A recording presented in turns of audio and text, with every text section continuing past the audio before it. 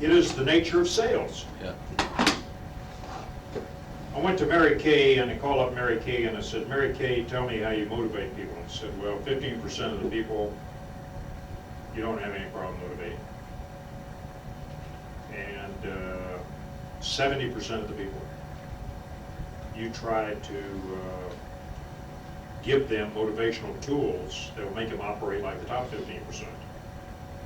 And that's where the pink Cadillacs come in. And the bottom 15% never make it to get rid of. So there are some people that you simply cannot get them to do it. What about a captain who doesn't make mission, or a battalion commander?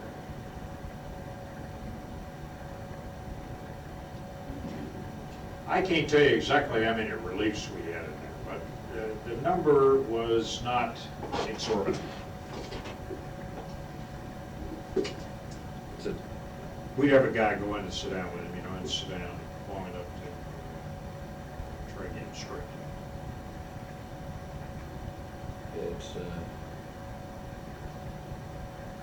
it's a business in which an officer may have but limited control over the productivity of his force. No, he's got a lot of control over their productivity. He's got to see that they're working and doing what he told them to do. So we had a system. There's a system about it. Yeah. That you got to call 30 people a week in order to get one guy recruited. Boots, right, okay. So if you don't make the telephone calls, ain't nobody going to get recruited. So you have to have a system in place to make that happen. Somebody has to check the system. So the officer, battalion commander, got to go down and sit down and look at the recruiting station, check the system, see if the system being followed. So a very elaborate, systematized way to go about it. Now, does that stifle innovation? No, it doesn't stifle innovation, but what it does say is there's certain inescapable things you got to do. You got to get a list of the high school diploma graduates out of the high school. Who's in the senior class? You got to get their telephone numbers. And so you got to go make a call on the principal or the guidance counselor. Now, maybe an officer has to go and make that call on that particular person in order to make sure that it's a reputable deal and they understand what the advantage are. So you got to make a sale to the local principal. And I had to call up a bishop one day because the local people couldn't do it. I finally called the bishop and I said, now, you're not letting us get in your school system. I'm going to come over and see you and explain to you why it is disadvantageous to your people, your youngsters, not to know what is available to them in the armed forces. And he acquiesced. Well, we had one Catholic school system in the country with less than. Never did. Never did. Yeah, well, there's a lot of that floating around in the wake of the Vietnam War, I think. Yeah, and so you had to work your way through it. And to work your way through it. That's where the I got a guy on an airplane one day who was coming from Dallas back into Chicago. And there was a guy sitting next to the wall. And I was sitting on the aisle. I was in my uniform in cheap seats back there. And I said, he said, you're in the Army? I said, yeah, and I introduced myself. I said, what's your name? He said, well, he gave me his name. And Tom, I'll think of it in a minute. And I said, what do you do, Tom? He said, well, I'm a professor at Ohio University, not to be confused with Ohio State. I said, you just traveling on a meeting, or you have some professorial meeting down in Dallas? No, he said, I'm the vice chairman of the American Guidance Counselor Association. I said, is that right? He said, yeah. I said, you and I are going to do a lot of business. I said, how do I get to be a member of the American Guidance Counselor Association? So I said, I got a form in my briefcase, give it to you. So he gave me that. So I filled it out and I give it to you, here's a check. And he and Don Connolly and I became very good friends. Okay, Connolly was working for me at the time. And I said, your job is to get us on the platform every time there's a guidance counselor meeting anywhere in the nation. I go down there and get with Sweeney. The guy's name is Tom Sweeney. And I said, you get with Sweeney and you make sure that we're on the next National Guidance Counselor Day, and I'll go down and give the pitch. So I did that. Because I had to get into the Guidance Counselor Association to get a Grandize. Right. Okay, so I call up the NAACP, and I say, I gotta get on your platform at the NAACP and tell them about opportunities in our Army. So they invited me to come down to Miami at the National Convention of the NAACP, and I gave a pitch down there. Loosen them up every way you can. Well, I mean, just you have to go work it. Yeah. And I said, you know, we got a tremendous, we have a colorblind meritocracy that we're delighted to have people come and be part of our enterprise here. And you need to know what opportunities we have. We send people to college, we send them to West Point, we send them to ROTC and scholarship. I mean, we have a tremendous opportunity for upward mobility through education, and we need you to know that, so that, and then local NAACPs would begin to open up on it. So those are the kind of things you have to do. You just have to assert yourself and go around the nation and be visible and be a lightning rod. And if you get turned down by a particular church group in Chicago or Cincinnati or wherever the hell it was in that particular day, Columbus, Ohio, or wherever it was, so be it. I read some stuff in the Army Times about the controversy about medals for recruiters. It seemed like it was being awarded like air medals for a certain number of accessions or recruits or making mission. I don't know whether it was in your era or before or after. What was the situation with respect to awards? You said there was an awards banquet every year.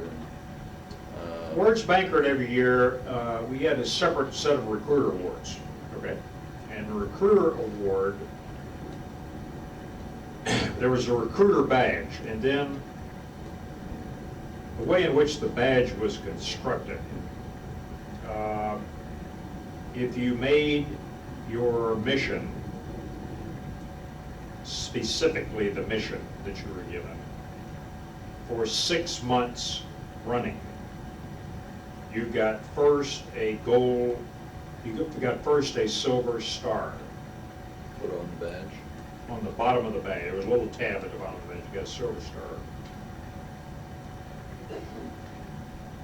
If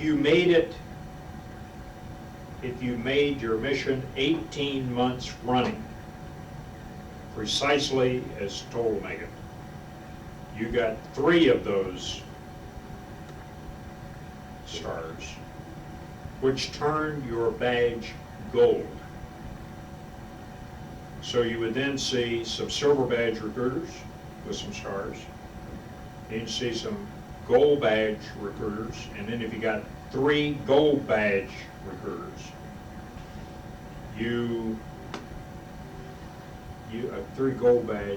three gold badge stars, then you got a recruiting ring.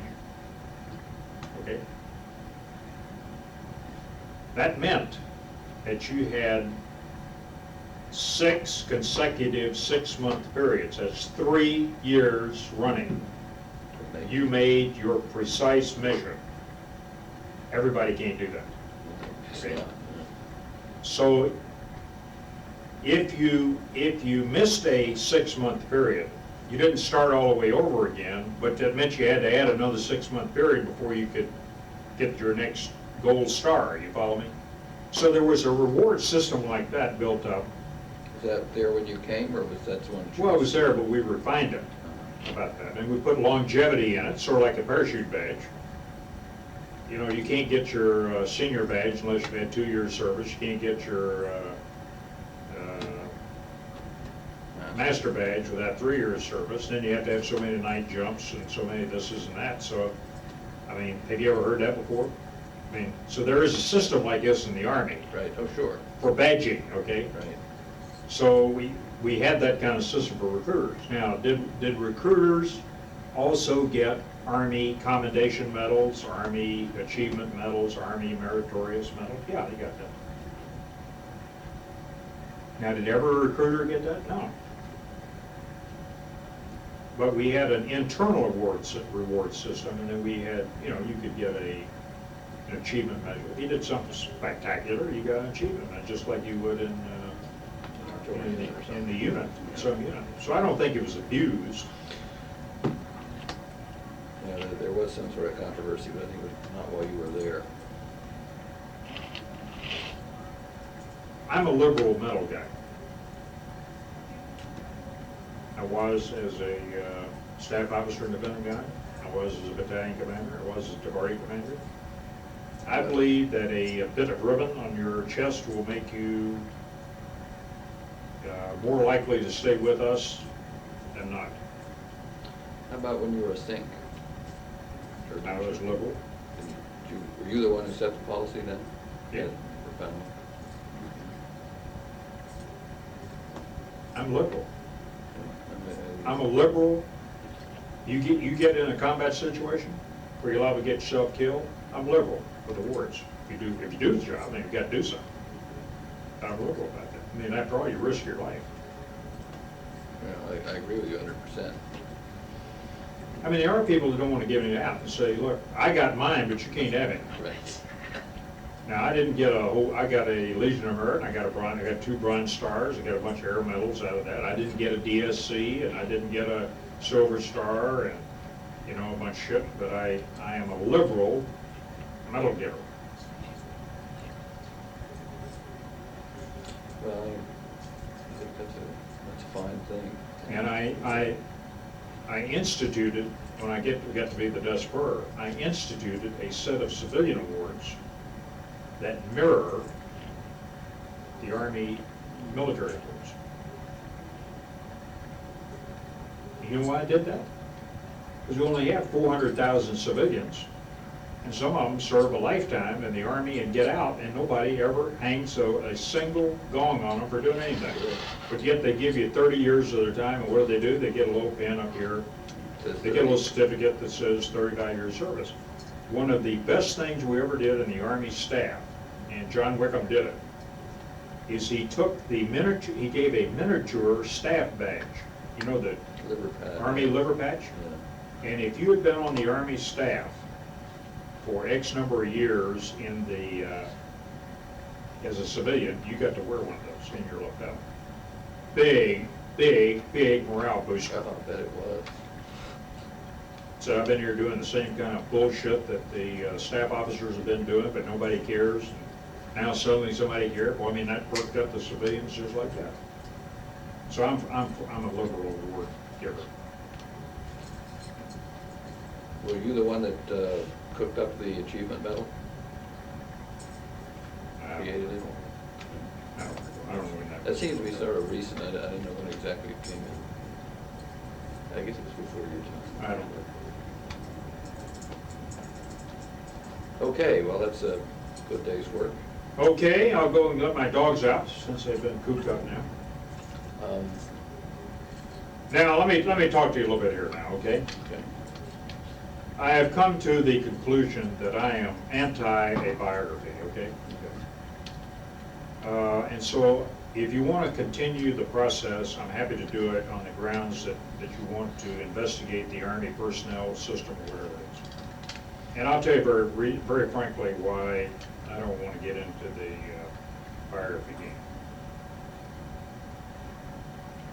There are a large number of people who've done a lot for the Army that are not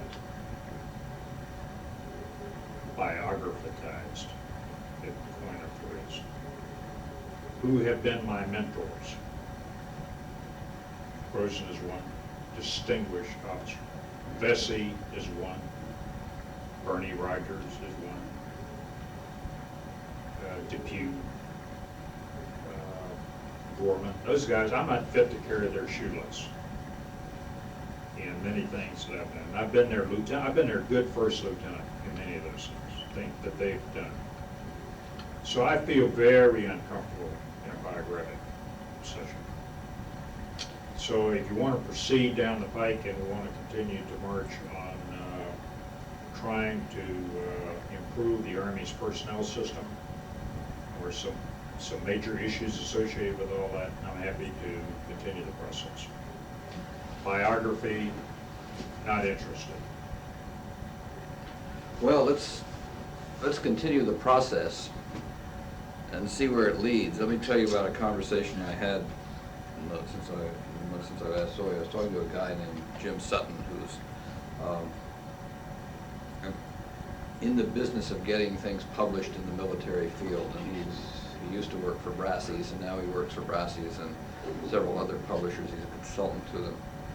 And I told him that I was working on this piece of work, and he said, "Oh, what do you want to do? You want to tell the story of Max Thurman, or you want to tell the story of Army human dimensions?" And I said, "Both." And he said, "That's what I was afraid you were going to say." And I said, "But primarily the story is about the Army human dimensions and personnel and so on." And he said, "Okay, but it'd be a lot more interesting if it's through the eyes of a man who was profoundly involved with it."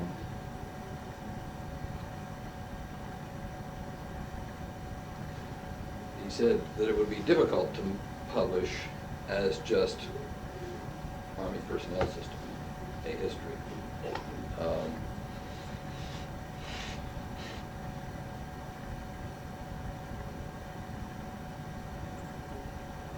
My intention all along has been to talk about you and your interaction with people like Bernie Rogers and Bessie. Well, we really haven't gotten to those. It seems to me at the moment, let me tell you what's missing yet. We've gone through sort of what I would view as a litany of Thurman. Okay. Now I'm going to tell you your business. Okay. If you're a writer, you know more about writing than I do. But one of the things that bothered me about the Army oral history program was that there was no comeback. It was a one-way in, and the rapporteurs did not do their homework. So they could not delve into any specifics about a particular thing that went on. You follow me? In other words, they didn't do any homework. All they did was come down here and do a tape recorder job. Right. If you want to talk about the Army personnel system, and let's take recruiting and about that, I think it's a fascinating story, but you're going to have to interview some of these guys that I described. I mean, you'd have to talk to Al Martin. These are the people whose names I make notes about. Yeah, no, I'm saying, and Al Martin is a guy you ought to talk to. A guy named Clay Gompf you ought to talk to.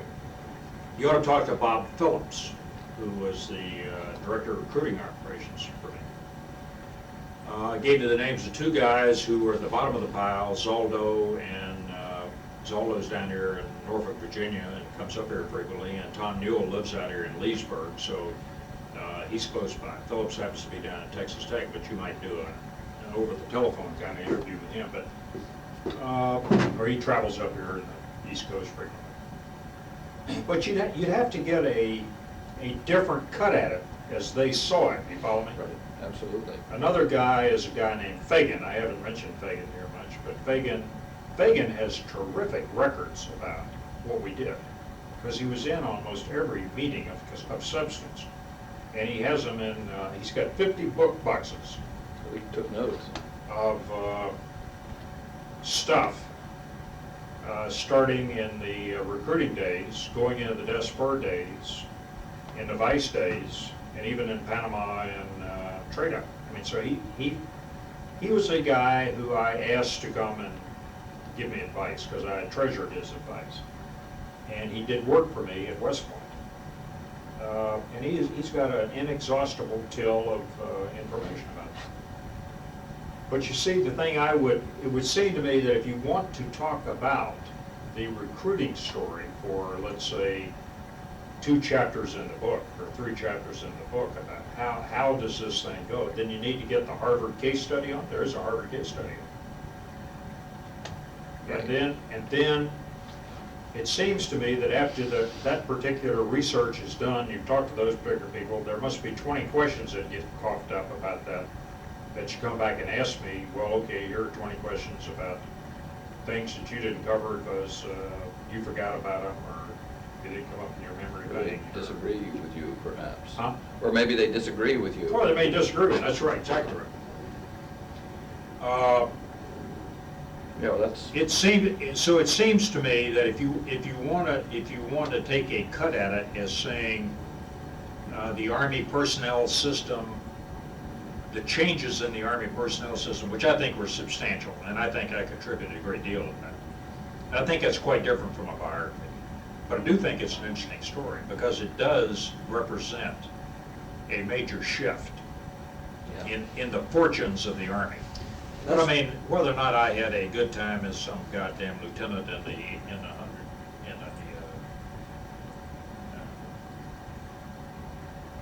11th Airplane Division is inconsequential. It In my isn't- book. Yeah, it is inconsequential, except that what you and other people who, like Vernon Lewis, you know, the same Genre. a little bit ahead of you. Yeah.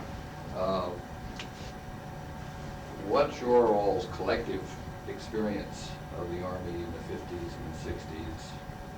I think that's important because it's going to be forgotten when we're dead or whatever. And the Army of now is very different. But the Army of now is not permanent. It's ephemeral. It can, you told me about backsliding with respect to the recruiting sergeant selection. And we talked several times about how cohort hasn't been institutionalized. And we still have powerful elements in the Army who would like to do all they can to destroy cohesion. Not for that purpose, but that's... Yeah, and I think the whole notion of cohesion, I think that is a terrific story, and I'm only a player in that. I know you are. A guy like Shai Meyer is a big player. A guy like David Marlowe is a big player. And so getting that thing turned around. A guy that I'd be interested in, that I think would be interesting for you to try to attempt to get at is to take that whole notion of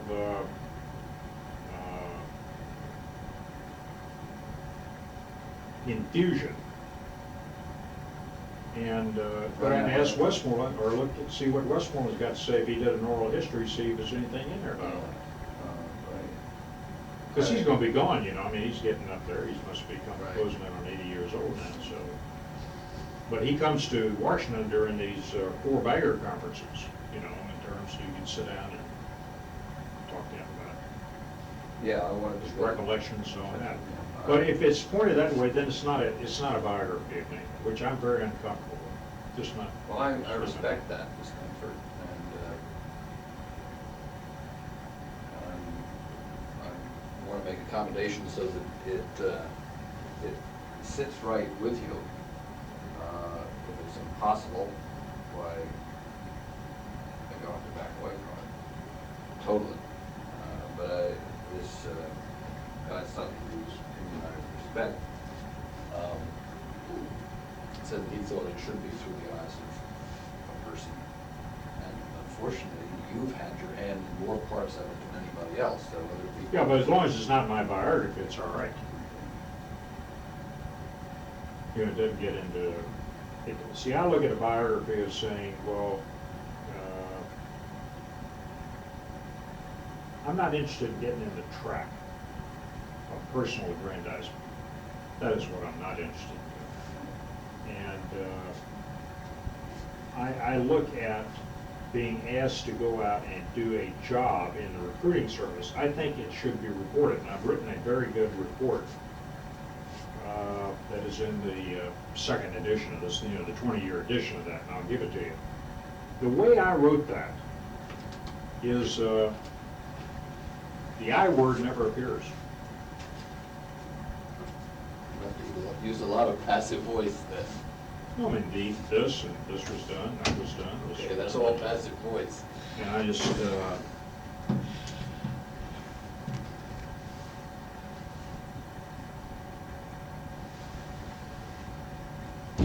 so that's the way I feel about it, so go think about it. Okay. So when do you want to do your thing? Is next Tuesday?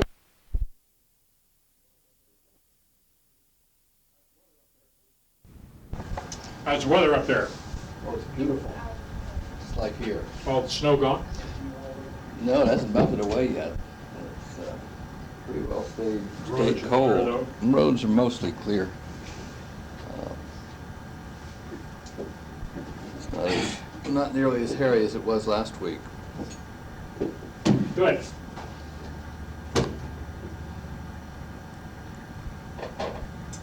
Where were you? Well, we just finished up with recruiting. And if there's a transition from recruiting to DESPER, maybe we should mull that over a bit.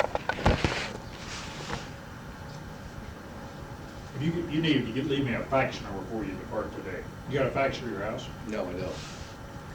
But Leave me your address and I'll mail you a package on the article I wrote for the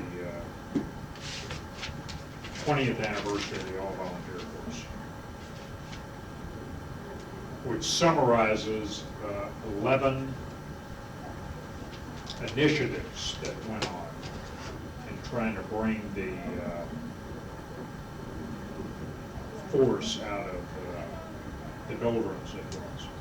'Cause if I look back on that, we've talked about it before, but if I look back on that from a point of view of 1980 was a period of organizing for combat and for establishing a system of recruiting and populating the combat arms of the Army so that you had a platform on which to build success in the future. Where you had a platform of advertisement, you had a platform of a new body of recruiters to come in from the force and recruit people. You have an alliance with both the training base as well as the receiving units of the Army. In other words, with Cavazos, for example, at that time, in 80, Cavazos was Corps commander, and I went down and told him I would ship him platoon packets of infantrymen, which we could tailor them, get 30 guys together and ship it to it. So we began to build there were some initial attempts at cohort itis, although we didn't advertise it like that. And then when he later got promoted to be the ForceCom commander, we tried to continue that process. Populating the infantry armor and field artillery so as to begin to get some equity in overseas deployments. So people didn't have to come meet themselves coming and going from overseas, which was debilitating our non-commissioned officer force and had effects on our retention. The targeting of people into the high schools, recruiting force into the high schools, the bringing on of an advertising program that the recruiters were proud of, the Army was proud of. setting up the systems for portraying to people what it was they would be doing in the service, like television tapes and the like. So there was a system of, there's a series of, and not to be left out is the educational aggrandizements which began to take hold. For NCOs? No, the educational aggrandizement for recruits, Oh. like the Army College Fund, later the GI Bill, but the Army College Fund. So there were, and finally building a consensus in the Congress that we were in fact turning around the personnel system of the Army and the recruiting system of the Army about all that. So 1980 was what I call a change year of change. That was your second year in recruiting? No, I didn't get there until November of '79. Right. So I got there 1 month. Okay. It's essentially there 1 month in '79. Right, okay. And so 80 is sort of a laying down the systematic approach to achieving a change function. The results in 1980, while volumetrically were appealing, were not appealing on a qualitative standpoint. And we didn't get the qualitative change function occurring until 1981. Who were the important collaborators, not in recruiting command, but out in other agencies of the Army to make these changes? Well, of course, the principal collaborator was Vesey. It's not that Schreimeyer didn't have an interest in it, he did, but Vesey was the storekeeper of the Army in terms of being the vice, and he was the patron because he listened to us every month. And so he became a principal figure in carrying that on. Second guy that became a patron of it was Jack March. And he comes in, the Republicans assumed their mantle of office in '81.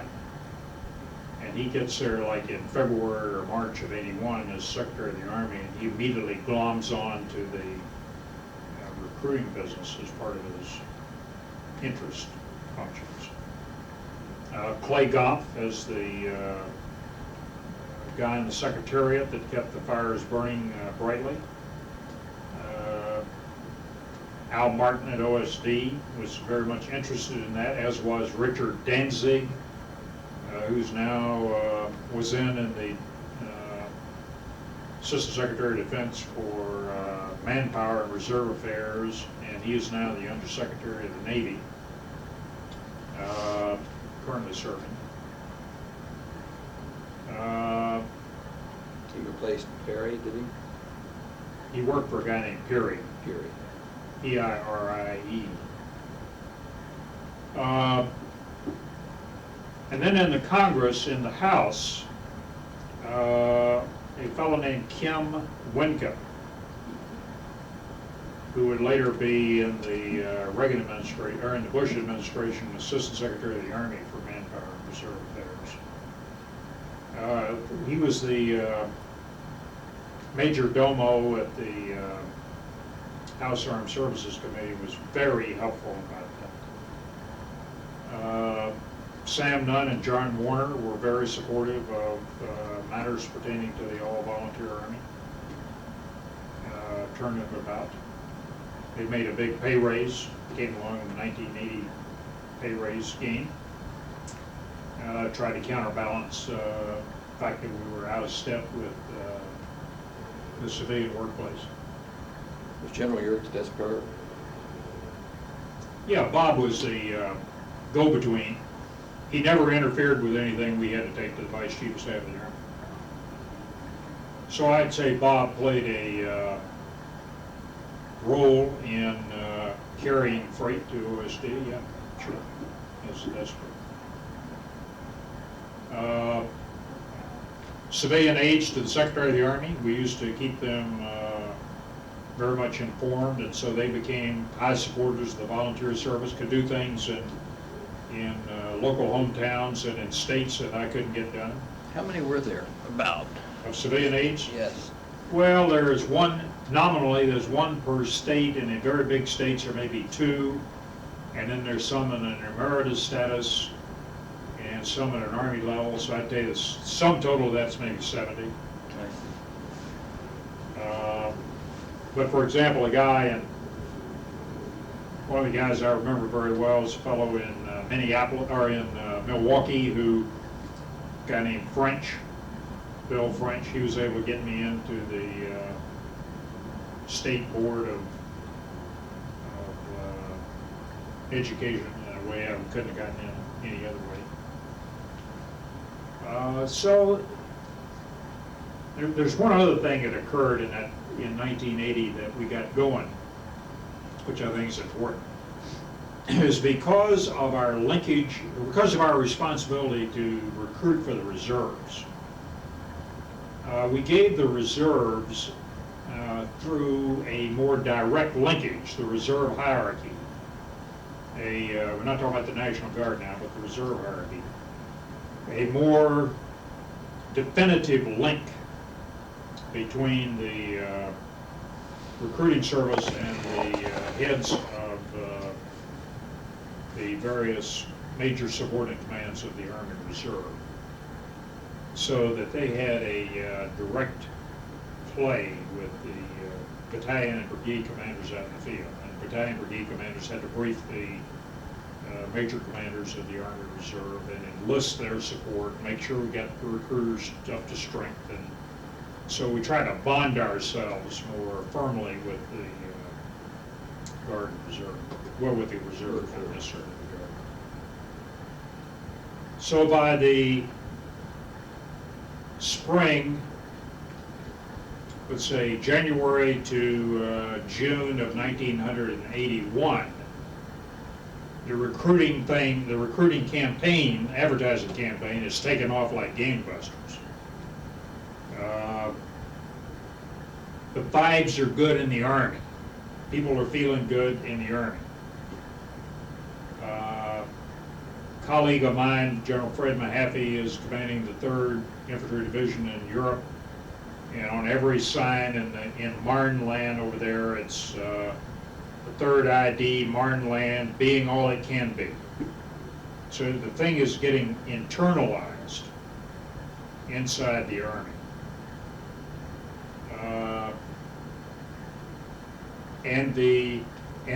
And there is a feeling of turning the corner coming along, because when you are short 17,000 people, as we were in 1979 in recruiting, which meant most of 1980 we were short 17,000 people or more. Everybody had more work to do. The people that are short are never headquarters. Never at the Corps headquarters are you short. Never at the division headquarters are you short. Never at the brigade headquarters. Never at the battalion headquarters. People who are short are the companies in the Army. And the people that are really short are the NCOs in the Army. And then if you are giving Europe 101% of its strength, the people that are really short in the Army are Forces Command. So the people that are feeling badly every morning when they get up and go to work are the sergeants who command a squad or platoon, unless you're in the 82nd Airborne Division.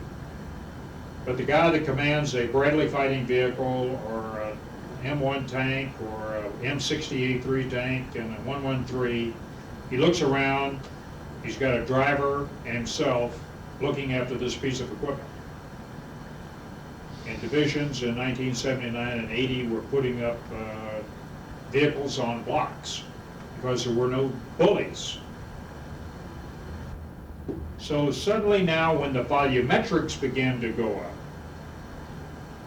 items of equipment began to come off. In other words, divisions that are reporting C3 are beginning to get to be C2, and therefore division commanders begin to feel better, the tempo of training begins to go up, and the general feeling of the service begins to improve.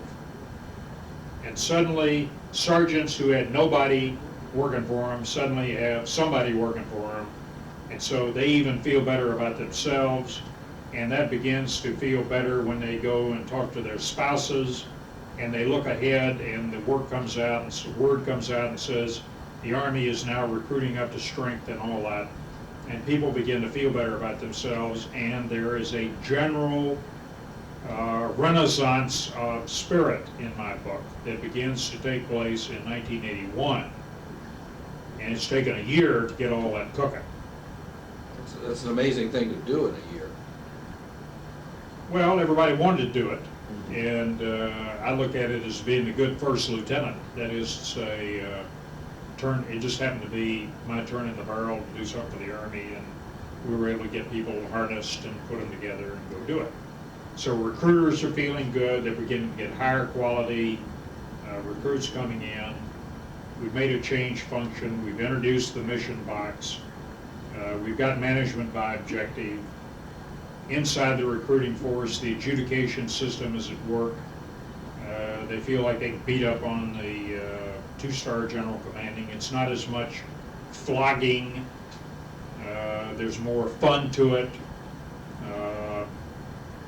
The hemorrhage on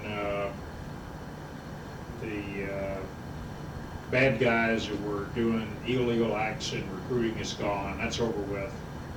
So 1981 is now sort of getting on a roll, and the quality is beginning to improve. And one of the things you may want to get is Desberg can give you statistical data that will tell you the trend lines in quality about all that, which get out of their files over the years. But the guy to go talk to about that's a DMPM who can tell you about that. So things are looking bright in 1981. There's a change of administration that wants to continue. We have jacked into the Reagan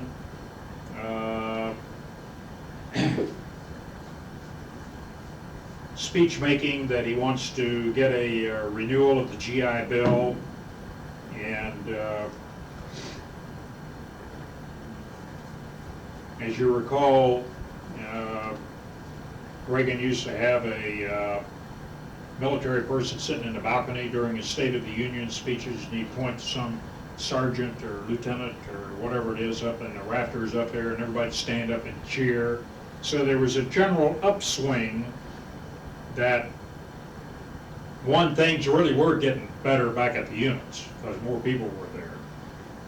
And secondly, there was a general upswing and approbation of service as a worthy endeavor as you begin to get into that. So Congress is more forthcoming in terms of its resources.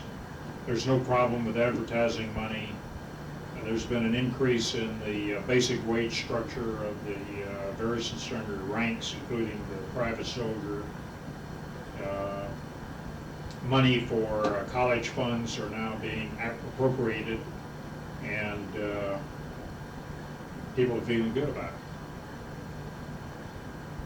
So it's time for me to move on. I wanted to ask you some questions about your perceptions of how things got to the shape they were in recruiting command when you got there. You instituted a policy that most of the battalion commanders would be former commanders in the Army. Or at least half of them. At least half of them. Yeah. What sort of guys did you have as battalion commanders when you took over? Was it a second string lot or a totally across the board mix or what? No, I think there were some very good people there.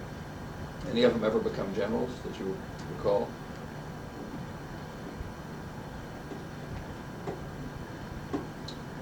One did, Of the original set that I had? Yes. I don't know. I don't remember any. I do remember a couple that we brought in Wait. on normal rotation cycle. Right. That, when I went out and started saying I want half of them to be prior battalion commanders, we had several. Well, then you were getting the cream of the crop, like Yeah, we top get 10%. getting guys that really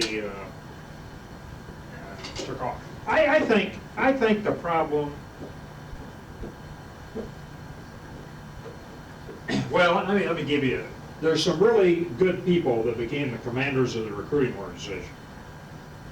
A guy named Bill Fulton, who would later be a lieutenant general. A guy named Gene Forrester, who would later become a lieutenant general. A guy named Mundy, who would retire as a major general. So those are some guys. A guy named Henkes, who would be a lieutenant general when he retired. So there were some good people who took command of the recruiting service as the all-volunteer system evolved. General Forrester was back in 75, wasn't he? Yeah. He came before Mundy. Yeah. Were Mundy and Forrester line officers or AG officers? Forrester was a line officer, and Mundy was a line. Both of them were line officers. Infantry.